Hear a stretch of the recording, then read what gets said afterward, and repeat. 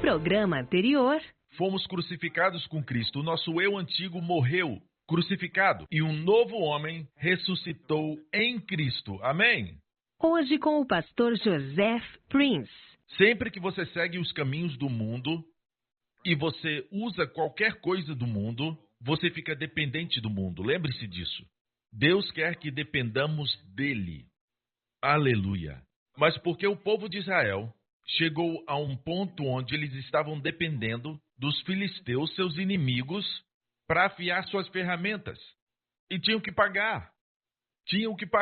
Isso aumentou ainda mais a vergonha. A uma situação que já era humilhante. Agora eles estavam dependendo dos filisteus e pagando aos filisteus para afiar suas ferramentas. E não era um preço baixo, era um preço exorbitante. E ainda tinham que pagar. Observe essa parte aqui. Para afiar machados e pontas de aguilhadas. Lembra que eu falei que o aguilhão serve para cutucar? O boi não é algo muito afiado, mas é afiado o suficiente para o boi entender que deve andar. Você quer que o boi se mexa e puxe a carroça. Então eles usavam o aguilhão para o boi se mexer. Ok? Veja, o interessante é isso. O povo de Deus dependia do mundo quando Deus daria a vitória com o que eles tivessem. Deus não precisa que a gente vá ao mundo, aprender as coisas do mundo, para trazer a vitória para as nossas vidas. Amém? Você lembra que antes de Saul ser rei, houve uma ocasião, muitos anos antes, no livro de Juízes, onde um homem chamado Sangar usou um aguilhão. Vamos ler a história. Depois de Eude veio Sangar, filho de Anate, que matou 600 filisteus com uma aguilhada de bois. Ele também libertou Israel. Esse homem chamado Sangar matou 600 filisteus. Acho que não foi tudo de uma vez, mas a arma que ele tinha era uma aguilhada de bois. Tudo que ele tinha era uma aguilhada de bois. Ele não tinha uma espada feita de ferro ou uma lança de ferro. Só tinha uma aguilhada, mas ele tinha o Senhor. Aleluia! E o Senhor, várias e várias vezes, a Bíblia nos diz que não tinha uma espada nas mãos de Davi. Ele só tinha uma pedra e uma tiradeira. E o gigante filisteu, o campeão dos filisteus, caiu por terra. Aleluia! E Davi usou a própria espada de Golias para decapitá-lo. Podemos ver também na vida de Sansão, no livro de Juízes. Ele estava cercado de inimigos. 1000 homens vieram contra ele. E ele viu uma queixada de um jumento jogada no chão. E a Bíblia diz que ele pegou a queixada e com ela matou 1000 homens. Veja, amigo, não precisamos dos instrumentos e das armas do mundo. Não precisamos ir até eles para usar o que eles têm, para alcançar a vitória nas nossas vidas. A Bíblia diz para o povo de Deus: não ameis o mundo, nem o que no mundo há. Se alguém ama o mundo, o amor do Pai não está nele. A igreja, a palavra igreja, o nome igreja vem da palavra grega eclésia. Eclésia quer dizer chamado para fora. Para fora de quê? Para fora do mundo. Nós estamos no mundo, mas não somos do mundo. Eu observei algo sobre a igreja. Através da história da igreja até os dias de hoje, toda vez que a igreja de Jesus Cristo tenta ser como o mundo, tenta imitar o mundo, tenta adotar os sistemas do mundo, em seus negócios, em suas vidas, em sua igreja, ela sempre fica debaixo do mundo. Em vez de ficarem no lugar onde Deus diz que Ele te fará cabeça e não cauda, eles acabam se tornando cauda. E o mundo se torna cabeça. Acabam envergonhados.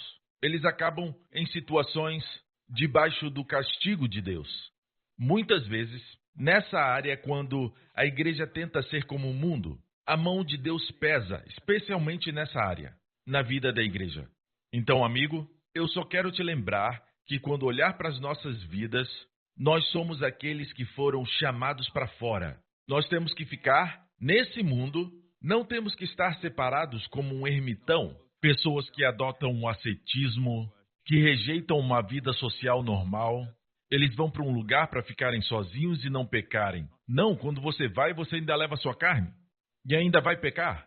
Na verdade, Talvez você esteja mais suscetível a pecar por causa de todo o ascetismo na sua vida, o legalismo na sua vida. Amigo, é vital para nós lembrarmos que a vitória de Deus vem pelos métodos de Deus, pelos caminhos dele. Aleluia! E o caminho dele não é ir para o mundo e adotar o sistema do mundo, porque tudo que está no mundo vai perecer. E o mundo passa, a Bíblia diz. O apóstolo Paulo diz, mas longe esteja de mim gloriar-me, a não ser na cruz de nosso Senhor Jesus Cristo, pela qual o mundo está crucificado para mim e eu para o mundo. Glória a Deus, até mesmo na cruz, Deus providenciou que passemos desse mundo, para que estejamos no mundo, mas não sejamos do mundo. Quando falo de mundo, não estou me referindo de aproveitar a natureza, a criação de Deus e as belas criações e invenções que nos trazem muita utilidade e alegria. Algumas nos dão mais tempo com as nossas famílias, com os nossos entes queridos.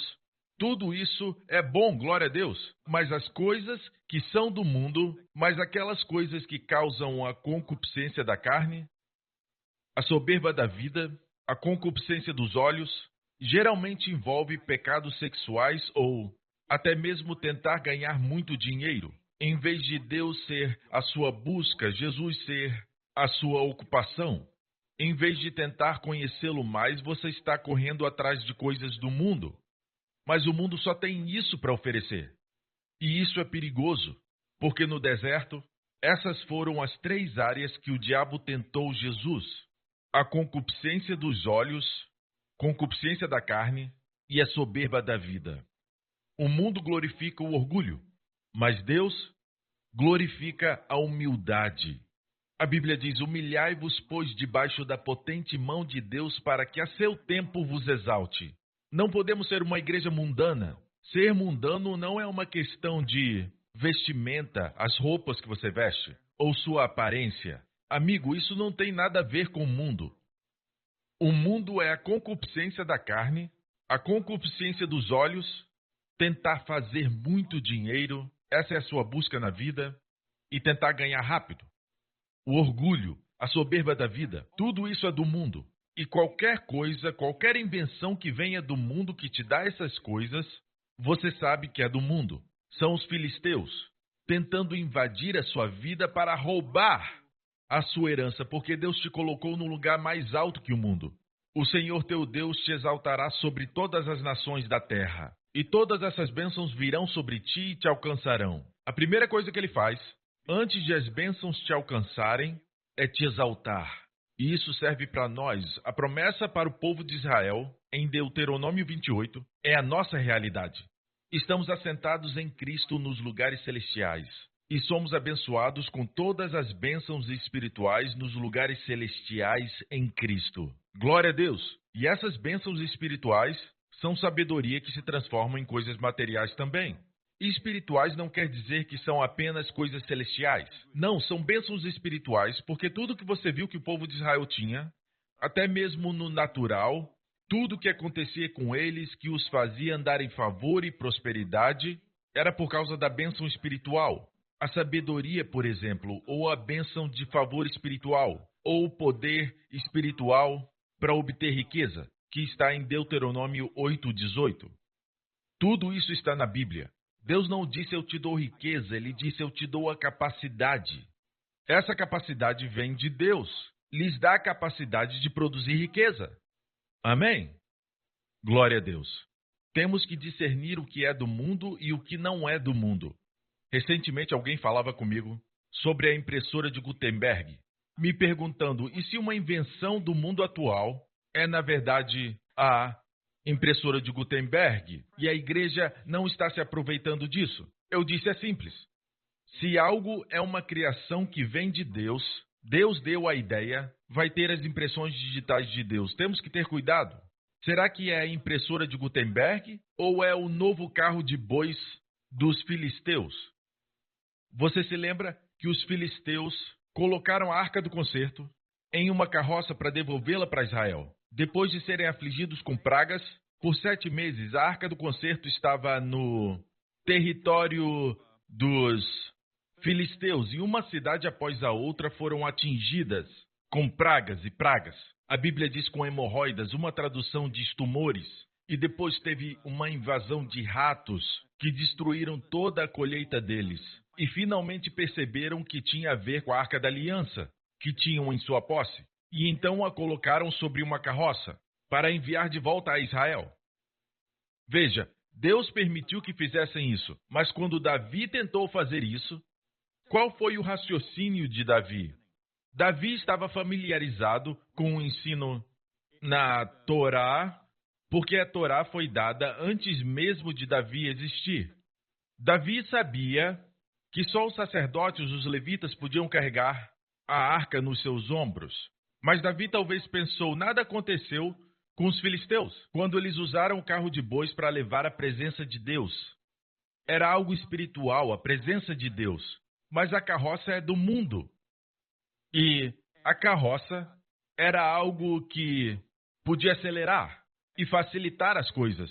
Você, na verdade, podia ganhar tempo usando a carroça ao invés dos levitas carregarem a arca. Quanto tempo levaria para chegar em Sião, de Kiriat Jearim? Então Davi pensou, o ano do descanso e aceleração. Os levitas podem descansar e a carroça pode acelerar as coisas. Que maneira de trazer a presença de Deus!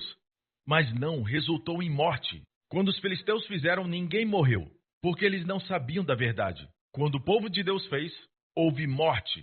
A morte veio a alguém chamado Uzá. A Bíblia diz que todas essas coisas que estamos falando do Antigo Testamento são tupós. Em 1 Coríntios 10, 11 diz, ora, tudo isso lhe sobreveio como figuras, tupós, tipos, e estão escritas para aviso nosso para quem já são chegados os fins dos séculos. A palavra figuras é tupós, tipos. Os filisteus são tipos. Hoje não lutamos contra pessoas. Os filisteus nas escrituras para nós hoje são um sistema de pensamento, um sistema mundano. É um sistema do mundo que estamos tentando adotar. Esses são os filisteus. E estão tentando invadir a igreja. Estão tentando dominar a igreja. Estão tentando implementar o seu sistema de valores em nossos filhos, em nossas vidas e até mesmo na igreja. Querem administrar a igreja. E a igreja se torna como a igreja de Laodiceia. Eu quero fazer o que eu sinto que é certo. Quero me certificar que sou eu que decido e não Deus. Não Deus. É a igreja de Laodiceia. Mas queremos ser como a igreja de Filadélfia. A igreja que tem um pouco de força, mas seguram firme no nome de Jesus. Amém? Amigo, se você quer a vitória, como Isaac. Isaac é um bom exemplo de, sendo filho de Abraão, ele representa todos nós. Somos semente de Abraão, a Bíblia diz. Se vocês são de Cristo, são descendência de Abraão. Como Isaac prosperou no ano da fome? A primeira coisa que Deus disse para ele foi, não desças ao Egito. Não desças ao Egito. Isso é importante. Deus disse, semeie nessa terra, a terra que mana leite e mel. Ok? E você vai ser próspero. E a Bíblia diz, engrandeceu-se o varão e ia se engrandecendo até que se tornou muito grande, a ponto de os filisteus o invejarem. Vemos aí 30%, 60% e 100%. Glória a Deus. E os filisteus o invejavam. Seja aquele que os filisteus invejam. Não seja uma pessoa que inveja os filisteus. Glória a Deus. Então eu disse isso. Com qualquer inovação, se pergunte, é uma impressora de Gutenberg que temos que aproveitar? E sabemos que a impressora de Gutenberg foi criada para um único propósito, para imprimir a Bíblia. Aí nós temos a impressão digital de Deus. O primeiro livro, a primeira ideia que Gutenberg teve para inventar a impressora estava no seu coração, foi para imprimir Bíblias. Depois foi usada por Martinho Lutero para imprimir as verdades da Reforma, o Evangelho da Graça. Assim a Reforma se espalhou, através da impressora de Gutenberg. Então aí nós temos as impressões digitais de Deus. Mas olha para a carroça dos filisteus. Onde está a impressão digital de Deus? Não tem impressão digital de Deus. Aqui, Davi, o povo de Deus estava tentando adotar algo do mundo e resultou em morte. Aqui, o povo de Deus começou algo que resultou em vida. Glória a Deus. Amém? Tem a impressão digital de Deus. Amém? Tentamos raciocinar e dizemos, a carroça é rápida. Sabe, com todo o respeito aos levitas, eles podem carregar, mas vai levar mais tempo para chegar em Sião. Vai levar muito mais tempo, mas se os bois carregarem, o boi é forte para o trabalho, a Bíblia diz. E as rodas vão acelerar as coisas. Será mais fácil e mais rápido. Descanso e aceleração. O mundo pode pegar algo de Deus e torcê-lo. Amém? Davi adotou esse método mundano por uma razão espiritual, para levar a presença de Deus, a Arca da Aliança, para Sião. Mas você não pode glorificar Jesus, você não pode trazer a presença de Jesus para a igreja usando métodos mundanos. O resultado vai ser a morte. Amém? Glória a Deus. Obrigado, Jesus. Amigo, Deus quer que você prospere assim como Isaac, mas a primeira coisa que ele te diz é não desça ao Egito, porque ele quer que você prospere. Ele quer que você prospere. Amém? Então Deus diz, semeie na terra, faça do meu jeito, através do dízimo e oferta, semeadura. Amém? E ele prosperou no ano da fome. É o jeito de Deus. Aleluia! Ainda é a forma de Deus. Glória a Deus. E por que trabalhamos? Porque temos um emprego, trabalhamos como ao Senhor. Não trabalhamos, escute, para enriquecermos. Não trabalhamos para enriquecermos, porque se torna um ciclo de frustração sem fim, um vazio. Amém? Trabalhamos como ao Senhor. Fazemos o nosso melhor. Não importa o trabalho que façamos. Se for um trabalho mais pesado, você coloca asfalto nas estradas, você faz para a glória de Deus, você faz com dignidade e com um sentimento de alegria. Amém? Seja o que fizer, com a graça de Deus você vai prosperar. Essa é a maneira de Deus. Os caminhos de Deus são simples. Deus diz, por exemplo, quando eles vieram aos filisteus para afiar as suas ferramentas, essas mesmas ferramentas foram usadas anteriormente pelos juízes. Sangar usou uma aguilhada de bois. Não precisavam de espadas de ferro dos filisteus. Amém? Um aguilhão. O que é um aguilhão hoje, pastor? O aguilhão hoje representa palavras. O mundo diz que as palavras não importam muito. Paus e pedras podem quebrar meus ossos, mas palavras não me ferem. Não, amigo, as palavras ferem. Amém? Um aguilhão de bois são como as palavras do sábio. Eclesiastes diz, as palavras dos sábios são como aguilhões e como pregos bem fixados pelos mestres das congregações que nos foram dadas pelo único pastor. Sabemos que é o Senhor Jesus. Esse é um verso lindo. As palavras dos sábios são como aguilhões. As palavras dos sábios são como aguilhões. Então, amigo, não despreze a palavra de exortação que você dá ao seu filho, ou a palavra de admoestação e de aviso. A Bíblia diz que Adonias se exaltou. Adonias era o irmão mais novo de Absalão, e Absalão se rebelou contra o seu pai Davi e morreu. Conhecemos a história, mas Adonias depois também se rebelou contra o seu pai quando era velho. E a Bíblia diz algo revelador, que Davi nunca tinha o contrariado nenhuma vez, dizendo, por que fizeste assim? Imagina nunca repreender o seu filho, mas uma simples palavra pode ser uma palavra sábia. É uma admoestação, é um aguilhão. Na verdade, a palavra aguilhão vem da palavra lamed. Literalmente lamed. Lamed quer dizer ensinar. Os talmudim, os discípulos em hebraico é talmudim, vem da palavra lamed. Lamed é ensinar. Amém? Suas palavras ensinam. Você pode dizer, minhas palavras são simples, pastor, eu posso corrigi-lo, mas ele vai continuar fazendo. Não subestime o poder das palavras. Deus ordenou coisas simples que podem derrotar poderosos. Amém? São as coisas simples, a pedra e a funda, que derrubam o gigante. É o pão de cevada rodando pelo arraial dos midianitas, que destrói todas as tendas. É um simples ato de quebrar os cântaros com tochas acesas nas suas mãos que causou a derrota dos midianitas. É a simples queixada de um jumento que destruiu todos os filisteus. Amém? Deus diz, pode parecer simples, mas com a minha bênção você não vai precisar de nada do mundo. Com a minha bênção, você vai prosperar. Faça do meu jeito. Não menospreze as palavras que você fala. Aquele momento que você se senta com a sua família à mesa. Amém. Pequenas palavras. Ore, peça a Deus que te dê as palavras que vão atingir o coração dos seus filhos. Mudar as suas mentes se eles estiverem seguindo um caminho onde eles vão ficar frustrados ou vão se tornar mundanos. É apenas uma palavra de correção, ou uma palavra de exortação, ou uma palavra de encorajamento. Quando você é guiado pelo Senhor, isso é como um aguilhão para derrotar os filisteus que estão tentando invadir a vida dos seus filhos. Glória a Deus! Uma palavra simples pode reviver um relacionamento, um casamento. Uma palavra simples de Deus. Mas fale essas palavras. Não diga, são palavras simples, não vai dar em nada, ela já ouviu isso antes. Não, diga, se Deus está te guiando, diga. É um aguilhão, e o aguilhão parecia tão simples para o povo de Israel.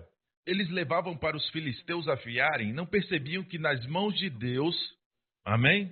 Se eles entregassem nas mãos de Deus, se tornaria tão poderoso que eles derrotariam os filisteus. E foi exatamente o que aconteceu com Sangar. Amém? E também com Débora, na história de Baraque, havia uma senhora chamada Jael. Ela usou um martelo e uma estaca e matou o general do exército que tentava destruir Israel. Um martelo e uma estaca. Amém? Quando Deus falou com Moisés na sarça ardente, Deus disse, eu vou te enviar. Ele disse, Deus, eles não vão me ouvir. Olha o que ele disse. Mas eis que me não crerão, nem ouvirão a minha voz, porque dirão, o Senhor não te apareceu. E o Senhor disse-lhe, que é isso na tua mão? E ele disse, uma vara. E sabe de algo? Você pode ler toda a história no livro de Êxodo, como aquela vara nas mãos de Moisés. O que é uma vara? A vara não é algo vivo. Ela era um galho. Na verdade, a palavra matê também é usada para um galho de videira. Mas quando é cortado e se torna uma vara, está morta. Mas nas mãos de Deus, glória a Jesus, amém.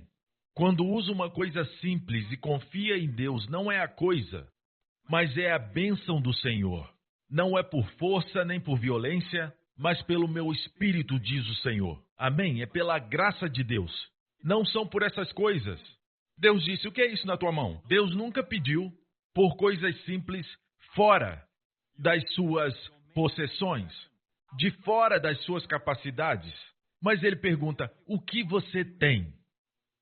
O que é isso na sua mão, Moisés? Moisés disse, uma vara, é somente uma vara. Mas foi essa vara que Deus usou para transformar a água em sangue, para trazer os gafanhotos, para trazer escuridão sobre o Egito. Amém? Para abrir o mar vermelho. Aleluia! Glória ao nome de Jesus. O que é isso na sua mão, amigo? Deus não vai pedir algo que você não tem. O que você tem? Você não precisa procurar no mundo. E o mundo, quando você consegue uma coisa, você já quer outra. Quando consegue, já quer outra. É como aquele tipo de pessoa que diz, pastor, eu não tenho muito tempo. Não tenho tempo para me exercitar, mas ficam no celular por 1 hora durante o dia nas redes sociais. Coisas simples. Deus diz, pare de gastar tempo em redes sociais. Amém? Deus te guia. Você vai fazer uma caminhada. Esse tempo vai ser bem gasto se estiver obedecendo ao Senhor, seguindo o Espírito. A bênção do Senhor vai estar nisso. Deus nunca usa coisas complicadas. Os últimos lançamentos, amigo, Ele quer que você se concentre na sua bênção. Se você se concentra em lançamentos, a glória vai para isso. Mas se for na bênção do Senhor sobre você, toda a glória vai para Ele. Amém? Glória a Deus. Outro exemplo é de uma senhora que o credor estava vindo porque o seu marido tinha morrido e estava endividada. E uma mulher das mulheres dos filhos dos profetas clamou a Eliseu, dizendo, meu marido, teu servo, morreu, e tu sabes que o teu servo temia ao Senhor. E veio o credor a levar-me os meus 2 filhos para serem escravos. E Eliseu lhe disse, que te hei de eu fazer? Declara-me, que é o que tens em casa? O que é que você tem na sua casa? Deus perguntou a Moisés: o que é isso na sua mão? Aqui, o profeta diz: o que é que tens em casa? Olha o que ela disse. Ela disse: tua serva não tem nada em casa, senão uma botija de azeite. Não tenho nada em casa, senão uma botija de azeite. Amém? Ah, mas pastor, eu não tenho nenhum dom, sabe? A não ser que eu gosto de ensinar as crianças. Meu amigo, isso é um dom. Ah, mas é um dom pequeno. Não, não é. Ah, eu só ensino na escola dominical, é uma classe pequena. Não, amigo. Esse é um dom que Deus pode multiplicar, Deus pode usar para derrotar os filisteus e trazer glória ao seu nome. Amém? E abençoar multidões. Aleluia. E fazer você prosperar. Aleluia. O que é isso? Na sua mão. O que você tem em sua casa? Meu amigo, não é o que você tem na sua mão, não é o que você tem na sua casa, mas a bênção do Senhor sobre isso. No entanto, Deus usa as coisas que estão em sua posse, coisas que estão ao seu alcance. Amém? Observe a atitude dela sobre aquela botija de azeite. A propósito, essa botija pode enganar. A palavra em hebraico é açúcar. Açúcar é um pequeno frasco de azeite. Ela estava dizendo: eu tenho um pequeno frasco de azeite. E você sabe que mais tarde ela derramou o azeite em vasos vazios. Foi o que o profeta mandou ela fazer. Pediu emprestado dos vizinhos e continuou derramando. Enquanto derramava, o azeite continuou fluindo. E ela pediu outros vasos, mas foram todos cheios. E o filho disse: não há mais vasos. Foi quando o azeite parou. O azeite excedeu. O suprimento sempre excede a demanda. Amém? Até o último vaso ser cheio. Aí o azeite parou. Senão continuaria fluindo. Nós limitamos o Santo de Israel, amigo. Mas ele não pode ser limitado. Aleluia. Glória a Deus. No próximo programa... Os judeus pedem sinal, os gregos sabedoria, mas nós pregamos a Cristo crucificado. Amém? Poder de Deus e sabedoria de Deus. Meu amigo, creio que você foi abençoado pelo amor